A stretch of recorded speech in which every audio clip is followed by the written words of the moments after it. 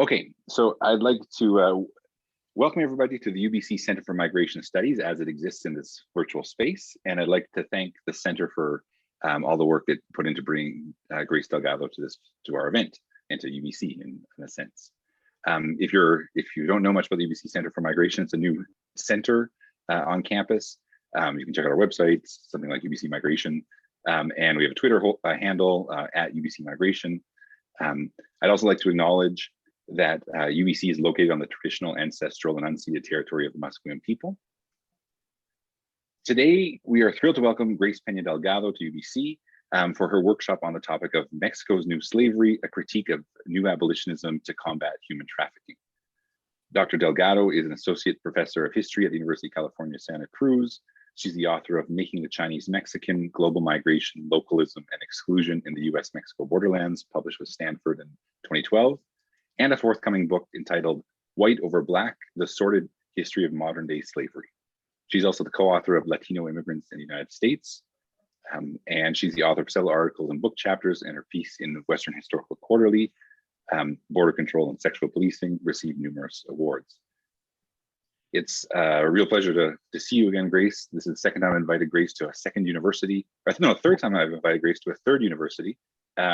And it's really unfortunate that this is the university where she doesn't actually get to make the trip. So I hope we'll have you to come to Vancouver some other time.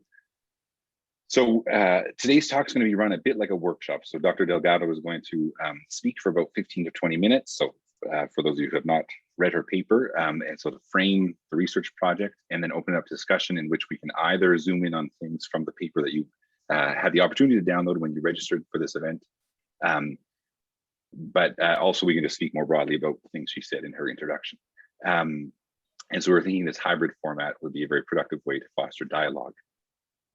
So I'm going to turn it over to Dr. Delgado now. And so thanks so much for coming, and we look forward to hearing what you have to say and then talking with you 15 or 20 minutes from now. And when the chat does come, or when the conversation does come, you can also enter things in chat, and I will play a role in moderating it so that Grace probably can't be juggling so many things. So floor is yours, Grace. Okay, thank you so much. Hi, everyone. I'm recognizing a few names in the gallery. Thank you, Dr. French, for attending. I'm very surprised, but pleasantly so, that you can join us. And everyone else I see, I know your names from research. And then a shout out to Mario Gonzalez, who is a former undergraduate student of mine and my MEFL. So thank you for willing to actually take a chance on this hybrid form. Just a little bit in terms of why I chose to do this as opposed to doing a conference style delivery, is that I really wanted to take the opportunity to engage with you and for you to engage with me on this working paper. And so I provided the paper in advance, knowing that folks would be interested in reading it and engaging it that way. So I thank you for taking a chance on this format. So I'm going to begin by talking a little bit about the book project and placing this this chapter in an anthology within the context of the book. Now, the book chapter that you read from the anthology that it's going to be published in is along the lines of modern day slavery. And it came out of a 2-year process that convened at Yale University, and I was part of this working group on modern day slavery, and one of 2 historians who participated in that group. Everyone else was a sociologist, an anthropologist, a political scientist, doing work on modern day slavery. And so this chapter is going to be, I think, chapter 6 in a compilation of 13 different chapters. Okay, so it's a standalone chapter, but yet it serves as the very last chapter to one degree or another of my book. Now, by way of beginning, I'm going to provide us with a bridge from the larger book project, today's workshop essay, Mexico's New Slavery. And that bridge is this quote by the sex worker, activist, and scholar, Melissa Gira Grant. And she says, "It's impossible to come to a politics of sex work without referring to the prostitutes and whores who came before."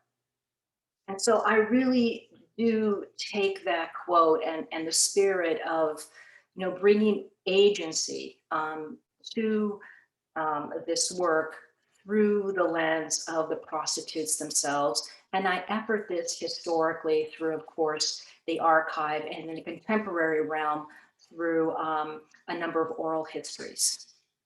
So in following Melissa Grant, my work looks historically to make clear that Mexico's general law against human trafficking is atypical with its past and moves against the interests of women, immigrants, and the poor, and also against a robust sex worker and labor rights movement. And so that's the bridge. And now a little bit about the history or the historical context of my book. The book is called White Over Black, The Sordid History of Human Trafficking as Sexual Slavery. So this book asks why human trafficking developed to mean slavery and troubles the consequences of this elastic understanding for immigrants and working class women, both past and present. It proposes that the current day use of human trafficking and its common shorthand, trafficking, rests on a sordid history of half-truths, false equivalencies, and the consent of many to be deceived about the central differences between slavery and intimate labor. At the heart of the sordid history of trafficking lay a negationist view of America's system of racial chattel slavery that simultaneously appropriated and minimized Black persons' referent pain to elevate white slavery. And in this respect, white slavery is the prostitution of white women and girls over Black slavery. It likened the transatlantic slave trade and the subjugation of bondspersons to the turn of the 20th century international traffic in white slaves. And it advanced as sexual slavery, the commercial sex of white women and girls, an evil alleged as more iniquitous than Black slavery. And in the American context, by the 1890s, white slavery overcame Black slavery in the reconciliationist temperament of Gilded Age and Progressive Era America. After that, and until the present day, the fight against white slavery in the United States, Mexico, and its shared border hold in specific arguments, organizations, and laws as trafficking in white women and girls in prostitution, which elevated white slaves over Black persons experimentally. So that's the context of this essay. And again, it's way toward the end of the book. So in elevating white slaves over Black persons experientially, this really, I understand, is a very large and rangy historical question. And this book is 3 parts. It currently contains 9 different chapters constructed into, like I said, 3 parts, 3, 3, and 3. And I'm going to go over in just a few seconds what these parts are, just to give us a sense of why I wrote what I wrote in this chapter that I'm presented to you today. So the first part of the book really goes back historically and takes Grant's charge very seriously. And I go back to the 1830s in the United States to look at this idea of what is white slavery, troubling labor, white immigration as white slavery, and a wrong that was then elevated over American Black slavery. So this idea of elevating white slavery to Black slavery has its historical roots really in the 1830s and thereafter in the United States. Not to leave power out of this, what I do is I talk about in this part the Commerce Clause. And the Commerce Clause is very interesting because it comes out of a debate about slavery and slave rights and state rights, where the commerce power really is a federal power. It emerges as a federal power. And of course, it leaves the United States in terms of its states' rights alone to regulate at the state level Black slavery. But it rears its head in the White Slave Traffic Act later on that actually regulates the cross-border movements of women who are white slaves. But it has its origins in the 1830s. And so I talk about that as well. And then that's one of the common through lines in the book is really the Commerce Clause and sex, okay, which links the conversation historically to white immigrants, the fight over chattel slavery at the state level, to white slavery, okay? So that's the relationship that links. And there, of course, is a discourse that undergird those politics. So I also am interested in a discussion about American liberalism and consent for women's sexual labor and how this circulated both in the United States and Mexico as regimes of federalism, strong federalism. Although, of course, in the United States, sexual labor becomes an illegitimate commodity that does not circulate in the market. Whereas in Mexico, it remains a legitimate commodity that circulates in the market. So I'm interested in those contrasts by way of how they play out at the US-Mexico border. The middle of the book is really the bulk of this, this history where I talk about the white slave traffic and its implication for building borders. And that is dividing the United States from Mexico based on sexual exclusions. And at the heart of this sexual identity process and the border making process are the various and contrasting identities of women who are coming from Mexico into the United States as, through their own identity, legitimate prostitutes and rightful workers. But at the border, as they attempt to cross, the laws prohibit that crossing based on the fact that they're practicing immoral purpose. And the book in the middle does also talk about the implications of the system of regulation that becomes illegal really in the United States at the state level, beginning in 1915. And then what happens to that brothel system or that prostitution system. A lot of the brothels and the prostitutes that were operating in the United States plied over across the border to the south and began to resuscitate their business in Mexico, especially in border towns. They also crossed back north. But then the big question is, what happens to these women now that white slave and immigration law excludes them? And how does race and sexuality play out here and circulate at the border to their inclusion, their re-inclusion, and some of them to their exclusion?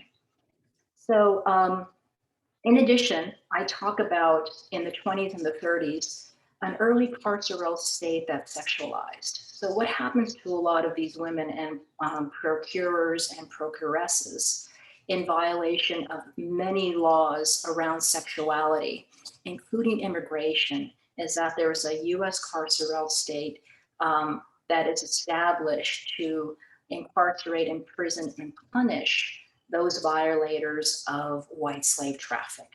And you can see beginning in the 20s that this carceral state begins to grow in relation to enforcing immigration and white slave trafficking laws. After World War II, what I'm interested in is this continuation of the border, but looking at the rise of the security state in the 1950s and the implications for interdependence between Mexico and the United States, and how both are understanding both their own security and their interdependence in achieving security goals vis-a-vis immigration and sexual policing and growing militarization.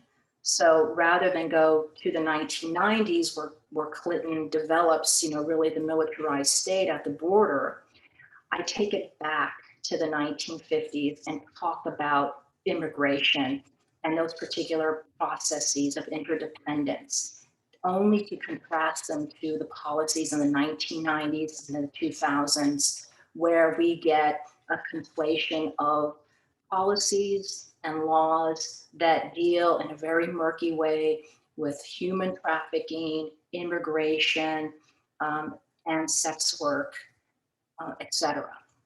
So that's where this last chapter, the chapter that you read for today, is going to be seated somehow, some way in chapter 9, or maybe an epilogue, or maybe a little bit of chapter 8, depending on what I find in terms of other research topics. Okay, so that's the context. So what I'm going to do right now is I am going to highlight the paper for you. So I'm going to share screen that. Can you see that? Folks, can you see that? Yes, yes, we can see it. So, and what I'm going to do step by step is, I've done some highlighting, and you're going to see a little bit of, some of my own notes to myself, because this is a workshop and I really want it to be informal. So what I did was I asked myself how best to capture what's going on in the present day vis-a-vis the past, and how to correlate this discourse of human trafficking to Mexico in relation to an international discussion about human trafficking.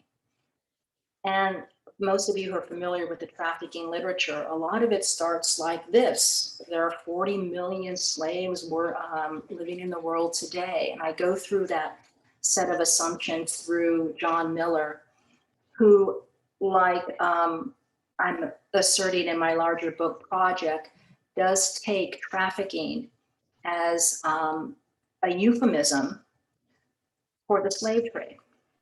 And from there, you can begin to see how this sordid history unravels in my argument, in my imagination. So it's important to call it by its real name, human trafficking, slavery. And so this is where I began talking about and identifying this notion of white over black and its sordid history relative to the United States and its international movement of human trafficking, and then linking it to Mexico. So I go through, really sort of the legal history, and then I talk about and problematize this idea of modern day slavery. And modern day slavery is very much an alternation. So it's one word out of many that people refer to as trafficking or human trafficking. Lots of words can be construed. I can proffer some up right now: sexual slavery, child sex trafficking, exploitation. But today, one of the prominent descriptors is modern day slavery. And in fact, this is what Yale Center calls itself, is the Center for Modern Day Slavery.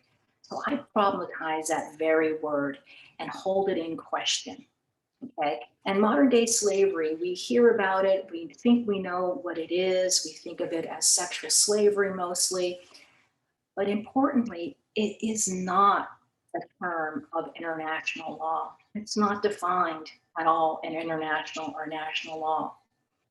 So I talk about this with regard to one of the most prominent new abolitionists in Mexico, Rosa Orozco, and how she's understanding human trafficking from Mexico as slavery.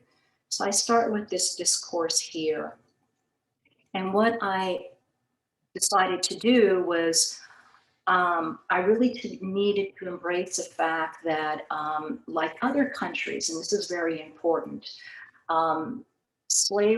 human trafficking was not defined in relation to unique national conditions. And this is, I think, very problematic, given that each country has, of course, very unique problems, especially around undocumented immigration, labor exploitation, etc. But human trafficking seems to be this catch-all for all of these other social problems. And instead of looking at trafficking unique to the country, what happened is that, these larger definitions that are rangy become really quite large, quite enlarged, and they capture so many unique processes to the peril of individuals. Okay. So when I talk about the law and how it includes servitude and slavery and the exploitation and prostitution of others, and then how it's understood also as labor exploitation, the trafficking of organs, modern day slavery. So what's really important here too is that in Mexico, like some countries in Central America, actually most of them, interestingly, in their idea of human trafficking, they negate means. And so to negate means really does mean to negate consent, okay? I was going to go to a slide presentation, but I think I might reserve that until later or not. I just want to get through this paper. So I talk about how human trafficking, defined as modern day slavery, really is a political game changer in Mexico, alluding and building up to the argument of how prostitution and human trafficking are really conflated in Mexico, and at what peril. So I talk about this in relation to, in the book, the history of state level regulation of prostitution and the confusion of it with human trafficking, and then the further conflation of gender-based violence as human trafficking that amasses all sorts of things like feminicidio and other crimes of violence against women. So rather than abstracting these crimes for what they are, human trafficking has become a catch-all to criminalize and punish gender-based violent crimes. So, and what I also argue, and this is very different, that some feminists are at odds, of course, with the new abolitionists, but in the present day, we see really sort of strange bedfellows insofar that new abolitionists who are very conservative in Mexico, they come from, the conservative tradition of Mexico, as they do in the United States, really linking arms with a radical feminist tradition of Mexican scholars mostly and feminists who are coming together because of the way in which they view the potential of human trafficking law to both fight sexual slavery and feminicidio or femicide. And then I talk about where these impulses are coming from historically. And that would be from, the rise of the right in Mexico that is happening concomitantly with the rise of the war on drugs and the closeness of this new type of American policy with Mexico. It's a new interdependence, I believe, one that leverages militarization, criminalization, punishment, incarceration, that we can see reflective in human trafficking law. Okay, and so I talk about that in this article or in this chapter. Then I go back, of course, historically, just to draw a contrast in terms of why this is such a unique present day 10 or 20 years of Mexico in the present, given its past. So I talk both nationally with regard to state level prostitution in Mexico, and then I talk internationally about this white slave traffic and how Mexico participated in that project really relatively late and came to tentatively sign on to anti-trafficking legislation. But this happens really slowly in Mexico. And so I offer up an explanation that, of course, is related directly to state-level prostitution and really the defense of sex worker rights in Mexico that is entrenched and historical. Okay, so so I talk about that. We go really in 1956, the same year that Mexican women gained suffrage in that country, is this adoption of the 1904 International Agreement to Suppress White Slavery. And then I talk a lot about the sex wars, which I think is something that I really want, to really get your opinion on. This is an argument that for me is, I have less confidence in, although I think it's solid, but again, because I'm a historian and I'm talking about the 70s and the 80s, I still think about that as the present day. So I'm very interested in some of your critiques of that. But importantly, the sex wars, just like what Marta Lama says, did not really circulate in the way that it did in the United States, as well as in Western Europe, the way that it did in other countries, okay? And in Mexico, the sex wars debate, I think, is starting. And it began really in earnest in 2012 with the advent of human trafficking law, where we begin to see the mirroring of Neo-Abolitionists and feminists versus sex worker and labor rights advocates. Okay, so I think Mexico is really coming around to a pretty equivalent sex wars that's both political and cultural.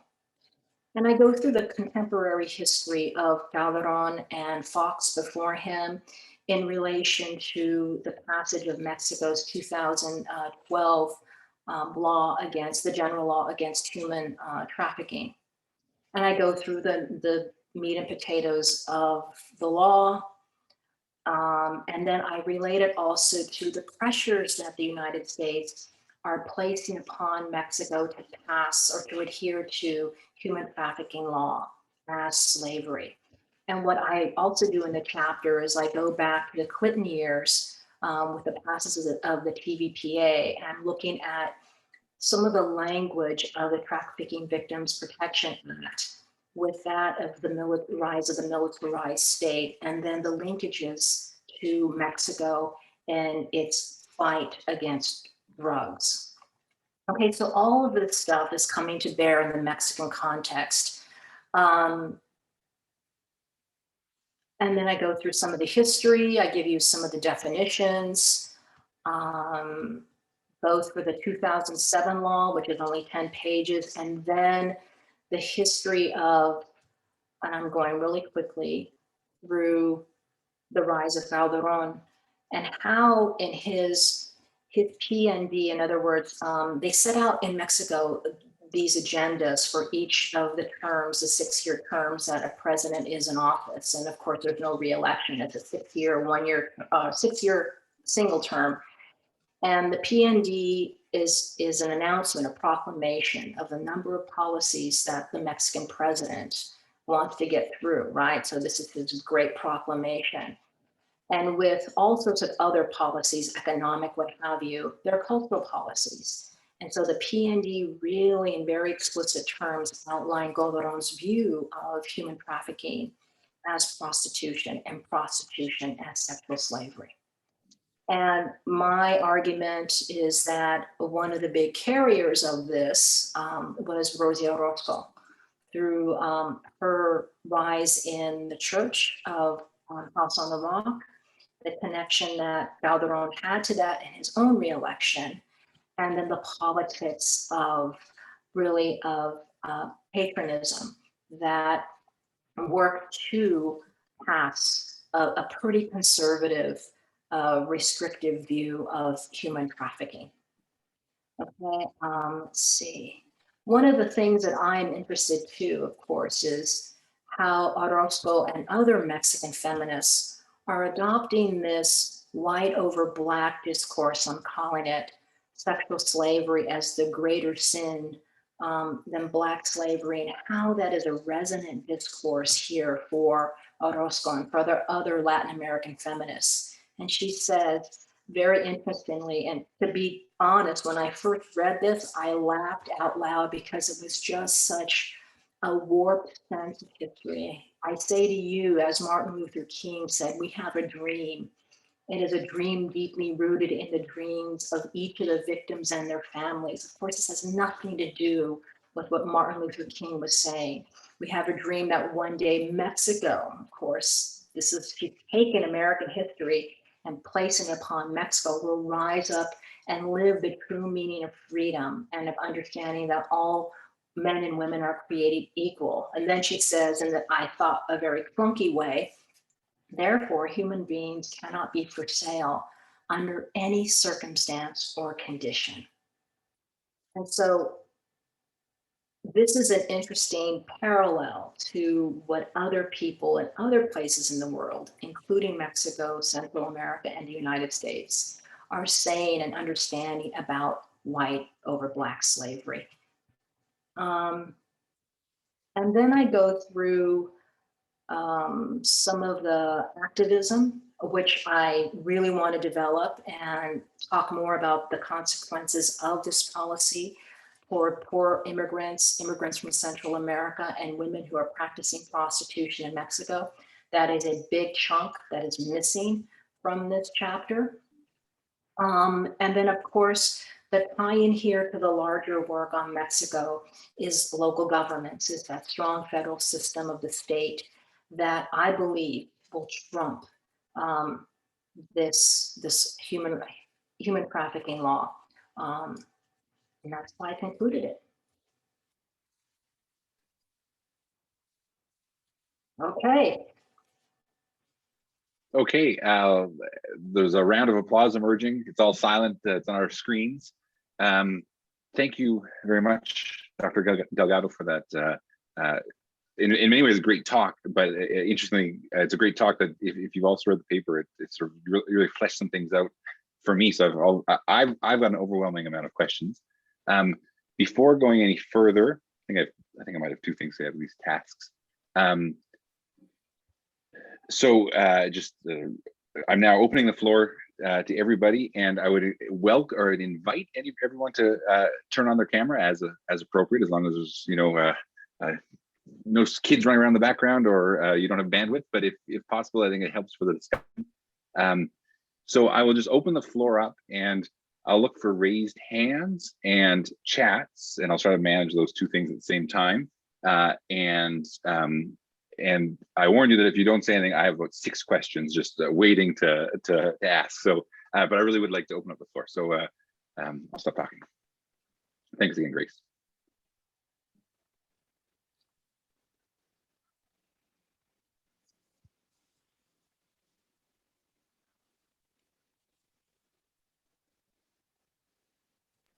Yes, thank you, Grace. I actually had a question about this issue of the sex wars.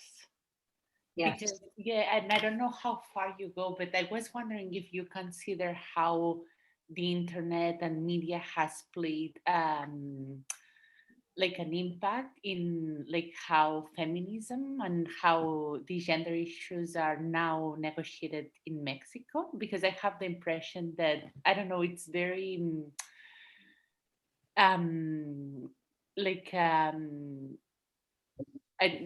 think it's a very I wonder if media, like, you're considering media at all, or like if all this, like how this sex trade or slavery goes vis-a-vis with the internet.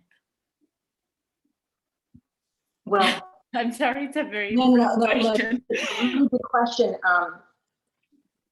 because I think to do a discourse analysis with the media through the sex wars lens, it's actually what I try to do at the end of the essay, so you can see it there completely. But that's where all these articulations of transnational feminism with a view of Mexico are playing out. It's simply on the internet. Mm-hmm. Since I am interested in discourse and, of course, discourse analysis, both at the point of view of white over black in Mexico as a shorthand, and then the true activism and critique of human trafficking law, I think that's a great question, because I need to really spend some more time doing that through the internet and through media. There's also something that, as a traditional historian, I also need to do, is go back to the archive for really 2012 and the Calderón administration, and start looking at a lot of that very common discourse at the level of just legislation in the Mexican Congress. But the exciting stuff, as you know, is happening on the internet. Mm-hmm. And it's up to date, right? And so we can see how the discourse is shifting and moving, and how even it's playing out under the current administration. And I think from that, we can now see the beginnings of a critique of Mexico's human trafficking law as slavery. Mm-hmm. And the erosion of these connections, I believe, are starting to appear with traditional feminists and new abolitionists. Those points of erosion, they're occurring, although they're also coming together in other ways.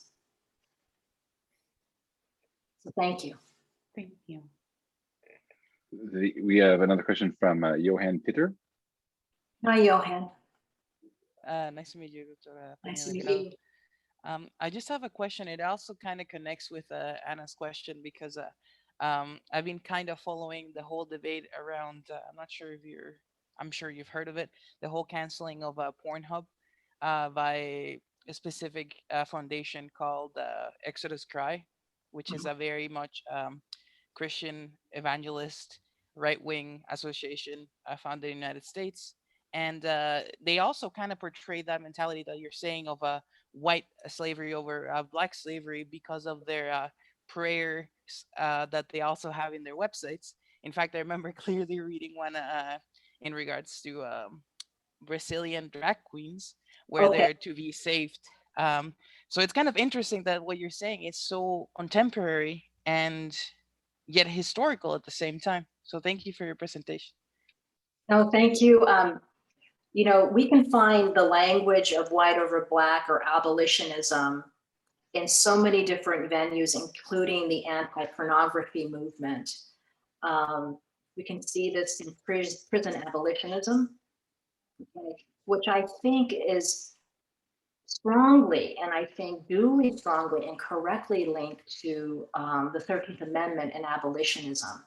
And I think that's where some of the language is more apt than, for example, in other ideas and other venues of, say, pornography and, of course, prostitution abolitionism. But this idea of abolitionism, just historically, is a term that captures most of our attention, because we think of the abolitionism of Black chattel slavery and all of that urgency that is consciously and subconsciously attached to it.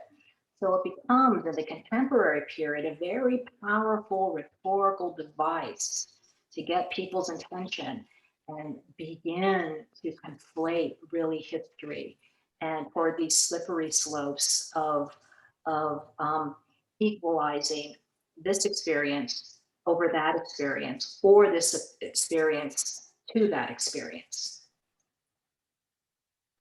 And Johan, if you would kindly send me that link to the pornography or anti-pornography movement vis-a-vis white slavery over Black, I'd appreciate it. Thank you. If I could jump in with a question that builds on Johan's, and then just to add a sort of a quick point to what Grace just said, just as a your paper made it really clear this abolitionism is almost seems like it's synonymous with the slavery itself, right? I mean, the two words are so linked in history, and then in this anti human trafficking movement, the two words are then surfacing together as well, right? I found that very striking. building on Johan's question about religion, in your paper, you bring up these various groups, and there's this neo-Pentecostal group with sort of heavy U.S. influence, then affecting sort of a strand of Mexican conservatism, it seems to me, from your paper. And I just had a sort of a broader question about U.S. influence in this whole story. So whether it's this new strand of sort of evangelical Protestantism, or the trafficking was another word that struck me as sort of highly linked to current U.S.-Mexican relationships in terms of anti-drug trafficking and collaboration at the border over drug trafficking. So then it's just another kind of trafficking going on. And so I was just thinking there was various ways in your paper that it's sort of various forms of U.S. internationalism really influencing this Mexican story. Do you agree with that, or what do you think about that? I do agree, first of all, that this is an international story.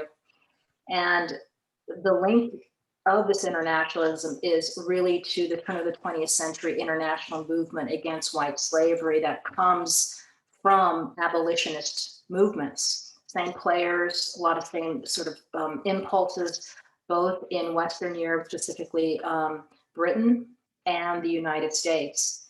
So that's an important engagement in this book.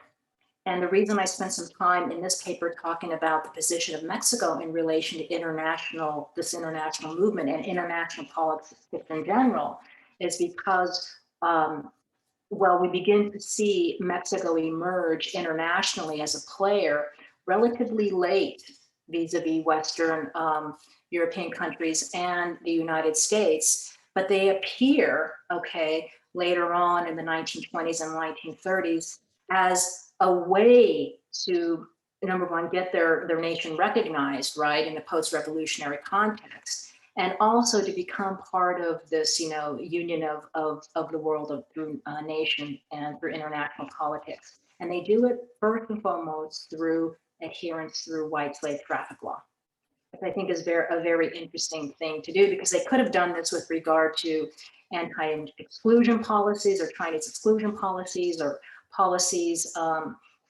against other immigrants that they were, critical of or excluded from their polity. And I write a little bit about this in my first book, but they did not.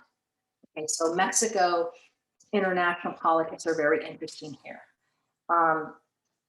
Importantly, the House on the Rock movement began in Colombia. And this was a movement, a religious movement against the war on drugs in Colombia. And that's how it resonated and connected to Mexico, is through its war on drugs. Okay. Now there is a very robust, strong Pentecostal movement in the United States that emerged in the 1980s, mostly from that Central American migration in and during the Civil War, after the Civil War, and really in El Salvador and some of the Northern Triangle countries.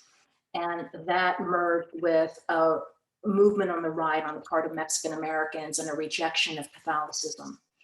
It then morphed into more of an international Pan-American movement that really entrenched its conservative moorings.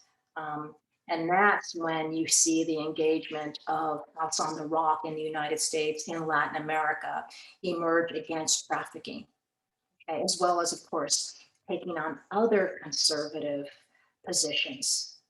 Okay, so that's what I'm seeing on that measure. And then you had a third question. Well, it was just, I brought up the thing about like the trafficking. So whether it's human trafficking or drug trafficking, I thought I saw some various forms of sort of U.S. influence on that. U.S. influence. So we're really, where you see this influence of the United States is its desire to help Mexico fight its war on drugs. And one way to do that for Mexico becomes fighting human trafficking, because there are other protocols that were attached to the human trafficking protocol that addressed cartel violence. So the Palermo protocol is just not one protocol. And in the article, I list them. It's a protocol against drug trafficking, human trafficking, and general international crime. The one that gets, of course, a lot of play here, especially in my paper, is human trafficking. But they all made up, this particular policy that nations signed on to, that at that point was joined with other protocols. So the Palermo Protocol, 3 different protocols, including the one on human trafficking. And so you begin to see this conflation here, even within those protocols. And so Mexico signed on to the human trafficking protocol as a way to gain support for its war on drugs. And the United States, as the article talks about, attaches conditions, especially in the Bush administration, to getting US funding to fight its war on drugs, including understanding prostitution as sexual slavery. Okay. And so that emerges with Calderón's own vision about prostitution as sexual slavery. All of this emerges in a horrible political scene where over 30 to 50,000 people die in Mexico as a result of the militarization of the drug war fight. This is supported internationally, and this is also supported with regard to the United States policies in Mexico at the time. So it just becomes this huge, huge mess. Of course, Mexico uses its human trafficking law both in 2007 and 2012 as a way to deport Central American women who crossed from Central America, mostly into Chiapas, as sex workers. They used this law to deport. They currently have amended that policy where they are now focused on victims, right? Victims' rights. And they have halted those deportation proceedings in order to get evidence and to prosecute traffickers. So that's where we stand almost now.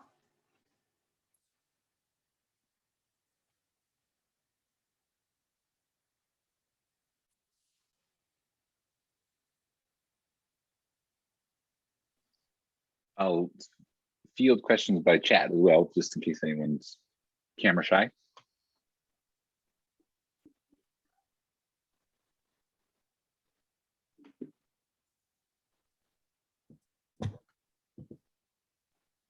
Bill? Great. Thanks so much for the talk. And I guess I should have known that workshop meant read a paper in advance, but please excuse me for just dropping in here and catching the talk without doing the homework beforehand. So my question is based on that. And again, is the story that you're telling in the book it's about, on the one hand, it's about the use of these discourses about sexuality and trafficking to create a border or to bring into being and imagine a border. Correct. That's one of the major stories that you're telling in the book, which is really, really interesting. And that's why it's so intriguing to me that at the end, you came down so strongly in favor of local practice, like of the zonas de tolerancia and other things in the border states and elsewhere in Mexico. How do you weave all these levels into such a complicated story and tell a story about discourses that have to do with, changing understandings of race, changing understandings of sexuality, rights, and gender on both sides of the border, and then back and forth across the border. I'm just looking for the black and white gives you that focus, or is it the imagining of the border through these sexual discourses about trafficking, or is it something else? I think that those are great questions, and thank you for just helping me think through some of these things. The reason I thought Mexico was such an apt case for this is that we see Mexico's laws for prostitution really very different from that of the United States after 1910. And as a result of 2 liberal societies, both based on a federalist model, one stronger in terms of states' rights after the revolution, and one weaker at this point in 1910. I thought that, and I still think that the contrast of women moving up and down that border can really shed light on some of those discourses of sexuality, order-making processes, and race. Because what happens in the post-1890 the United States is that white slavery overcomes Black slavery, and those ideas become instantiated both in immigration law, so the immigration law of 1907, then the one in 1917, and then in 1924. All that is also buttressed with white slave traffic law.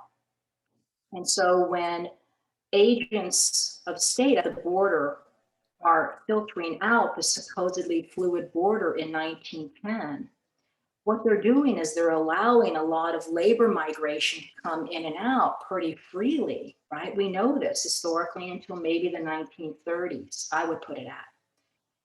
But this idea of enforcing white slave traffic law and immigration law, and I write about this in a forthcoming chapter called The Commerce Clause and Sex. And the Commerce Clause becomes a way in which to enforce white slave law and immigration law against the movements of Mexican women as well as European women coming in from Mexico.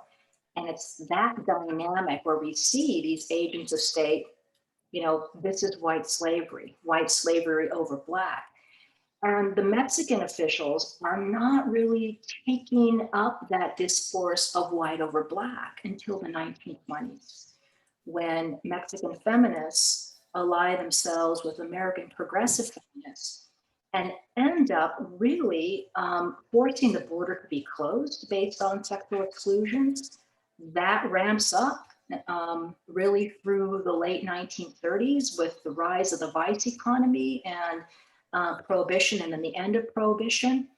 And that gets played out very interestingly and discursively in parallel with what we see later on in Mexico in the sex wars of the 2000s.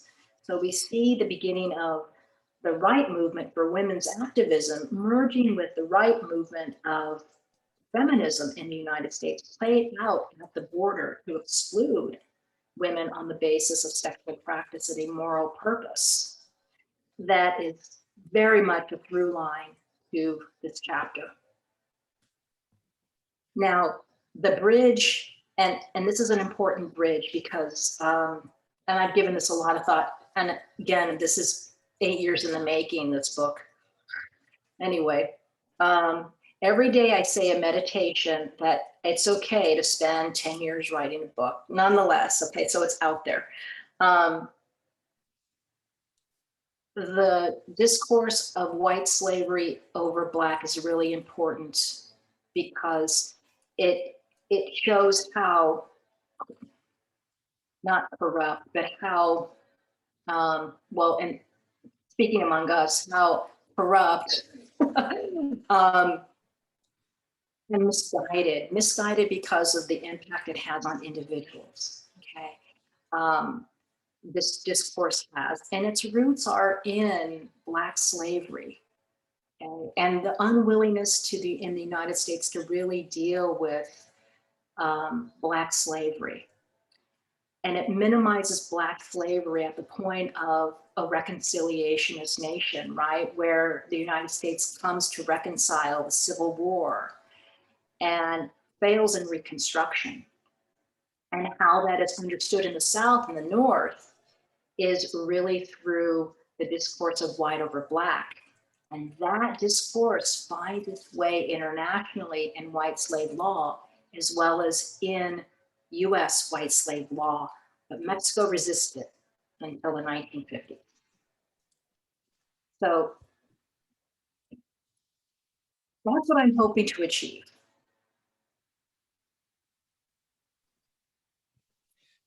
And thank you for your patience in me sort of going through that. It's a very helpful exercise, as everyone knows, just to sort of get it out verbally, and you can't do that.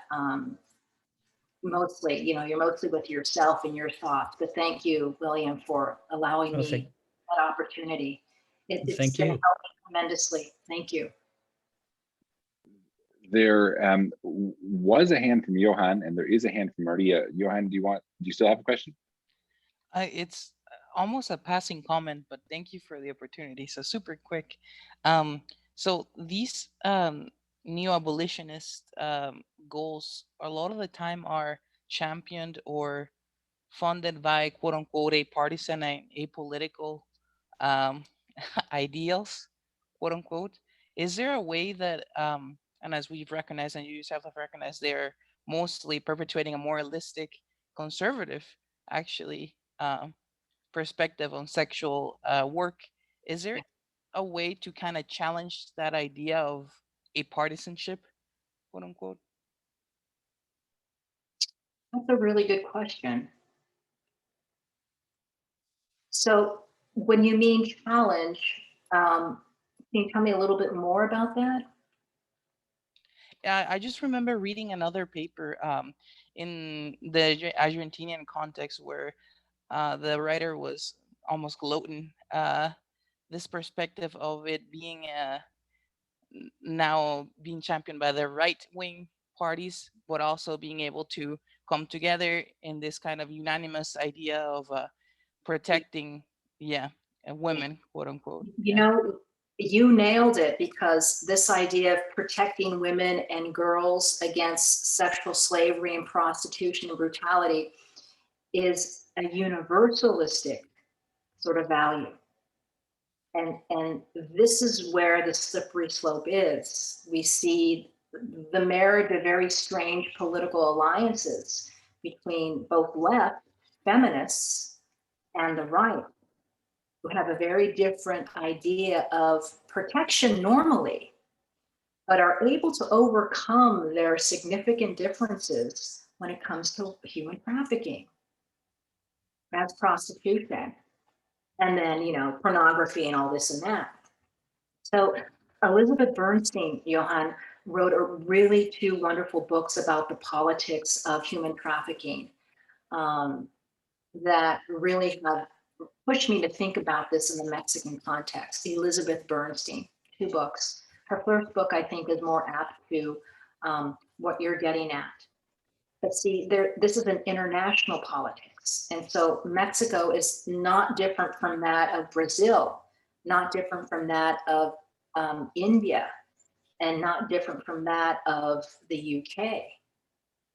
So we're seeing very similar strands of groups that would typically be at odds with one another for various different reasons. Say, for example, abortion rights. But now we're coming to these strange bedfellows, these strange alliances around human trafficking that suppress a lot of differences politically in terms of understanding gender violence and women's rights. And so I'm going to try to capture those differences and strange bedfellow marriages in Mexico, and I began to do a little bit of that in the paper. Thank you. But yeah, Elizabeth Bernstein, she's at Columbia. There's her name. Thank you. Thanks. Maria, do you have a question? Yeah, sure. Hi, Hi, Maria. Good to see you. Good to see you. It's been a while. Yes.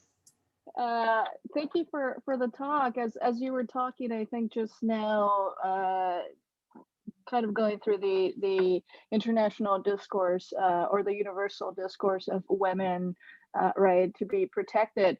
As you're engaging with these really transnational ideas of gender and sex, I was thinking how much in conversation is your work, this chapter or your work, how much of it is in conversation with this US discourse of white women's innocence, right, that needs to be protected, particularly from Black men or people of color in general, right? There's a long sort of historical thread there. And so I was just thinking about how, if that even fits into this conversation. In fact, this is why I go back to the 1840s and 1830s, and then of course post-Reconstruction United States, because one of the great rhetorical vehicles of white over Black was white women's victimhood, especially in a post-slavery society, the South and the North, and of course scares of miscegenation, and of course the Black rapist, right? So what I do in that chapter 3, is I really uncover that ugly discourse, and it is a through line into victimization that is developed and used in white slavery discourse of the 1910s and 20s. And then we see that emerge with American and Mexican feminists in the 20s. And then it continues on to what we now have in the present day, is the victimhood of white women, and how that is wound into human trafficking discourse as well as law, and underlies the assumption of the law. But it's a historical through line, you better believe it. And its through line is tied to race. And I believe, and I've argued this, tied to post-Civil War, post-Reconstruction US racial formation. And Mexico, doesn't buy it.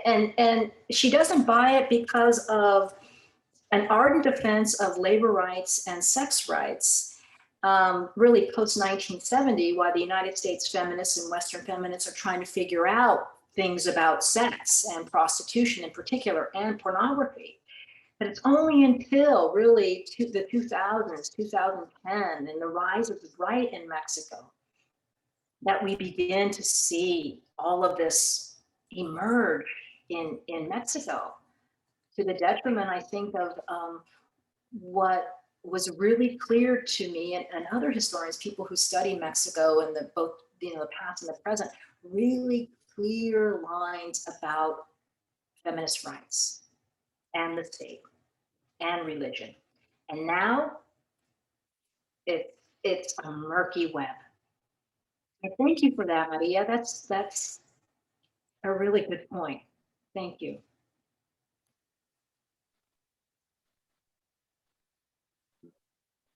I'm eager to jump in, and I invited someone else to put their hand up, so I will shut up. So you, at one point in your talk, and I think this came out in the paper in some ways, and I'm kind of paraphrasing, quoting you, you said, in Mexico, the war on human trafficking and this recent legislation helps the state punish gender-based violence. So if I think you said that. So I think you're saying that on some level, this new law is good. But at other times, you're complicating it more, I think, right? I mean, the fact that there's this linkage between calling it slavery and sort of using it as a catch-all term, the minimizing sort of long-standing traditions of Mexican rather than American ideas of labor rights and feminist movements that are different in different countries.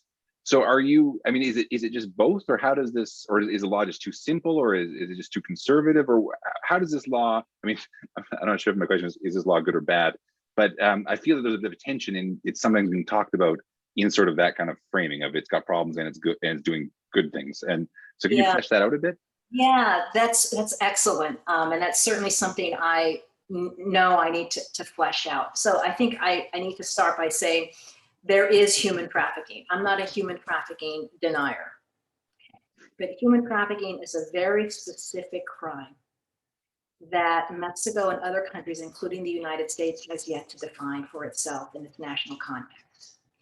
The complication of Mexico and human trafficking is, of course, migration.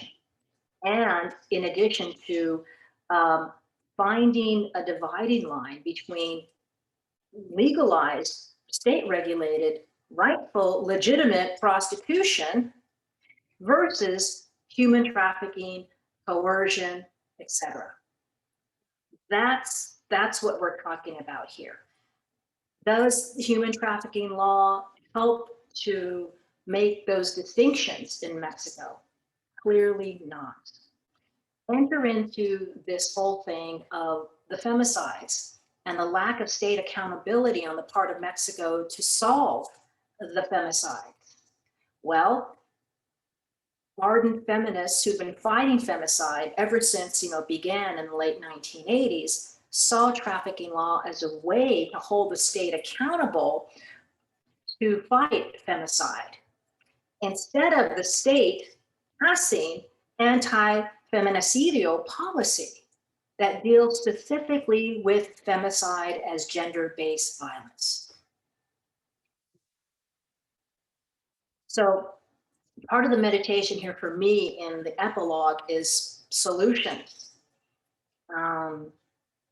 And I'm thinking a lot about those types of policy solutions, as well as, looking historically in terms of how Mexico has dealt with, forced prostitution and forced labor migration.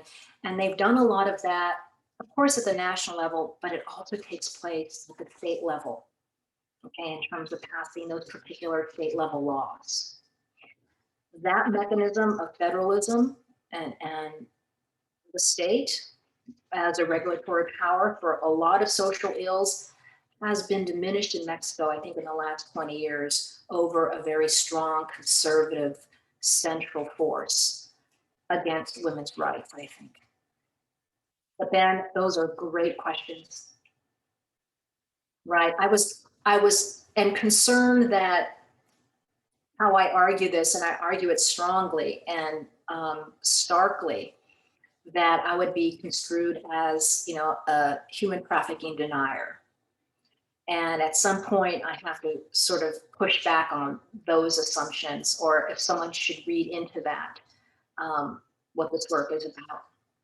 And I think I'm going to start doing that by the epilogue and start coming into some recommendations. But certainly the literature bears out that human trafficking, like white slave traffic of the turn of the 20th century, is more overblown than reality. Yet, there needs to be particular laws and definitions to recognize and identify the crime, unique to the national setting, and then punish it. But that hasn't happened. And rightfully, that hasn't happened anywhere in the world.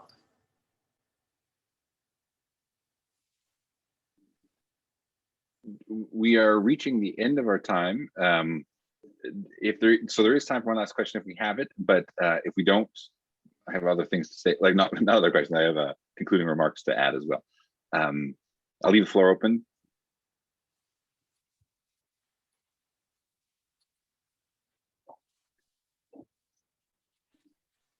Great. Ben, if I could Yeah. just briefly, sorry. Yeah, yes, just, please. So Chris, just to get straight, there's a literature, right? A growing literature on the carceral state, right? And the militarization of the border, surveillance, all this kind of thing. It seems to me that one of the things that you're saying is that these laws, these practices, these transnational regimes of human rights trafficking, sex trafficking, they're a critical part of that apparatus, that has to be part of that conversation. Is that kind of the broad claim that you can make through the entire manuscript? Yes. Okay, thank you. Yeah. Oh yeah, definitely. That's another thread, thank you. So here's the awkwardness of the manuscript. It's part one, really dealing with, the mid-1900s and the Commerce Clause and commerce and liberalism and the international movement of white slave traffic. And then Mexico. 3/4 of the book is Mexico and the border. And so these through lines I'm looking for, just to make the relationship between the first part of the book and now those international movements toward constricting migration in general to what happens at the border. and then onward to the 21st century. So yeah, that's excellent. Thank you. Excellent you. ideas. Yeah. Yeah. Folks, this has been really helpful and clarifying. I'm sure I don't have to tell everyone here that when you deal with ideas and you're trying to, first of all, validate them, given your own narrow sense of what they are. And number two, try to find the through line and not finding it, but thinking you have. These conversations are really super helpful and validating. Mario. That's an applause, right? I will, if I'm not mistaken, I will thank the speaker, have everyone thank Grace for making the long trip through the internet to Vancouver or elsewhere, wherever we are. And so thanks so much for coming, Grace. Thanks to all of you for coming and for your questions. And Grace was saying that she was really looking forward to the discussion because she's writing on the book right now. And a final thing, a plug for the Migration Center that made this all possible is join us for our next speaker in our speaker series on April 8th. Regina Rumhild will be speaking about other Europes in moments of post-otherness on April 8th at 11 a.m. But returning to Grace, this was wonderful. Thanks so much. I learned a lot, and I think from the faces I saw, it was more general. So thanks so much for joining us, Grace, and for your time. Thank you. Thank you, Anna. Good to